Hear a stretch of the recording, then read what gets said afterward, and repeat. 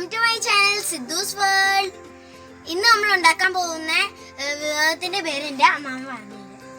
ഇന്ന് നമ്മൾ തയ്യാറാക്കാൻ പോകുന്ന വിഭവത്തിന്റെ പേര് ചുണ്ടയ്ക്ക തോരൻ. ഇതാണ് ചുണ്ടയ്ക്ക. ഇത് നല്ല ഒരു ഔഷധമുള്ള ഒരു കായാണ്. ഇത് ക്യാൻസർ രോഗം പോലുള്ള മാരകമായ അസുഖങ്ങൾക്കും ഈ ചുണ്ടയ്ക്ക തോരൻ വെച്ച് കഴിച്ചാൽ നല്ലതാണ്. നല്ല ഇതെവിടെയെങ്കിലും ഉണ്ടെങ്കിൽ ആരും പാഴാക്കി കളയാതെ ഇതിനെ പറിച്ച് തല്ലി ഇതിനകത്തിരിക്കുന്ന അരി അത് കാണിച്ചു തരാം എങ്ങനെയാണെന്നുള്ളത്. ഇതാണ് ചുണ്ടയ്ക്ക, പൂവും കായും.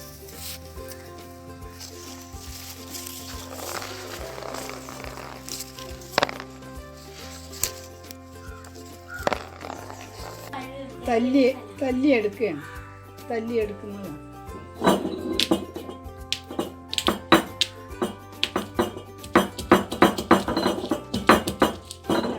അരി ഇതേപോലെ ഇരിക്കുന്ന അരി പോണം, കഴുകി വെള്ളത്തിലിടും.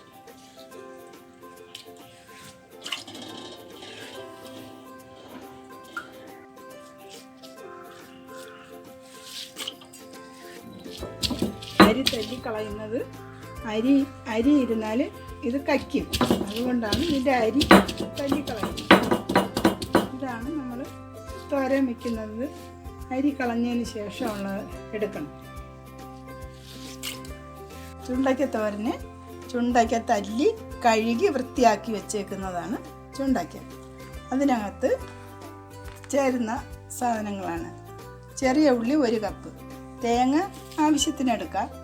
കൊട്ടത്തേങ്ങ ചേർത്താൽ നല്ല ടേസ്റ്റാണ്, അത് ആവശ്യത്തിനെടുക്കാം. പിന്നെ അതിൽ ചേർക്കേണ്ട പൊടികൾ: മുളക് പൊടി 1 സ്പൂൺ, മല്ലിപ്പൊടി 1/2 സ്പൂൺ, മഞ്ഞൾപ്പൊടി ആവശ്യത്തിന്, കുരുമുളക് പൊടി ആവശ്യത്തിന്, എരിവനുസരിച്ച് കുരുമുളക് പൊടി ചേർക്കാം.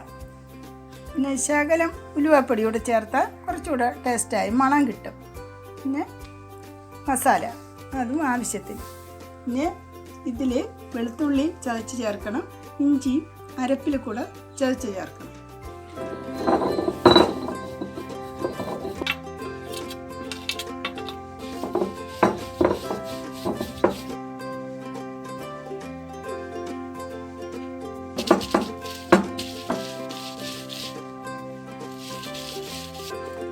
ഇപ്പം ജീരകം കൂടി ചേർക്കണം, അത് നേരത്തെ പറഞ്ഞില്ല. ഇപ്പം ജീരകം കൂടി ഇതിൽ തോരനല്ലേ, തോരത്തിന് ജീരകം വേണം.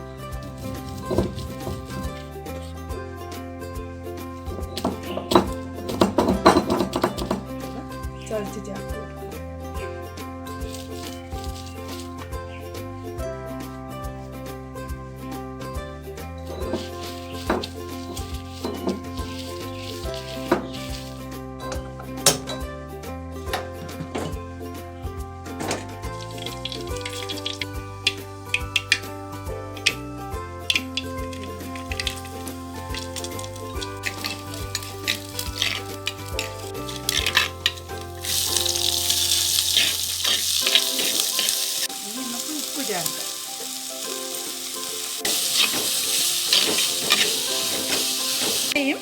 കൊട്ടത്തേങ്ങ മൂത്ത് വന്നിട്ട് അത് നമുക്ക് ചുണ്ടയ്ക്ക തല്ലി വെച്ചേക്കുന്ന ചുണ്ടയ്ക്ക ഇട്ട് കൊടുക്കാം.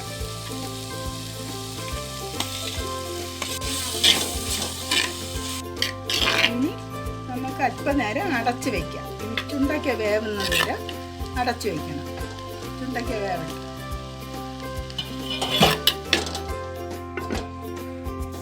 ചുണ്ടയ്ക്ക എല്ലാം ഇതായി മൂത്ത് എല്ലാം റെഡിയായി വന്നിട്ടുണ്ട്. അരപ്പിട്ട്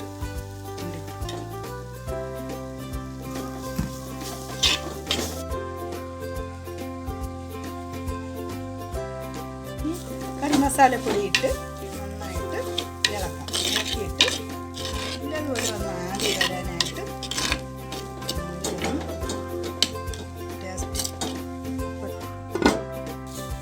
സ്വാദിഷ്ടമായ ചുണ്ടയ്ക്ക തോരൻ ഇവിടെ റെഡിയായിട്ടുണ്ട്. പിന്നെ എൻ്റെ ചാനൽ ആദ്യമായിട്ട് കാണുകയാണെങ്കിൽ ഒന്ന് സബ്സ്ക്രൈബ് ചെയ്യുക, പിന്നെ ലൈക്ക് ചെയ്യുക, ഷെയർ ചെയ്യുക. പിന്നെ ചെറിയ ചെറിയ തെറ്റുകുറ്റങ്ങൾ ഉണ്ടെങ്കിൽ എല്ലാം കമന്റ് ബോക്സിൽ ഇടുക. ഞാനും എൻ്റെ അമ്മമ്മയും എല്ലാം ശരിയാക്കാം. ബൈ.